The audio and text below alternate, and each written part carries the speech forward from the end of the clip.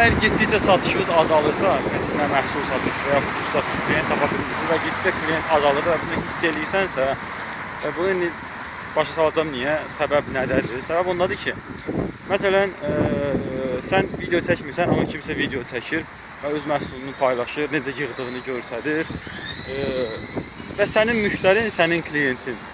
Düz deyə həmişə sənə məsəl üçün zakaz verirdi, səndən istəyirdi, amma onun videoları bunun qabağına tez-tez çıxır. Və sən də doğru işləyirsən, o usta da doğru işləyir. Amma o usta işlədiyi prosesi göstərir, çəkir deyə, o usta bu sənin müştərində, onun müştəri, sənin müştərində yaradır, güvən yaradır. Və bu başlayır güvənməyə. Məsələn, həmin ustaya başlayır güvənməyə. O bir video, 2 video, 3 video, 100 videodan sonra deyir ki, həqiqətən də deyəsən bu usta mən getdiyim ustadan daha yaxşıdır. Ondan sonra başlayır sənin müştərin yavaş-yavaş, yəni əksəriyyət müştərilərin keçir həmin o video çəkən ustanın yanına.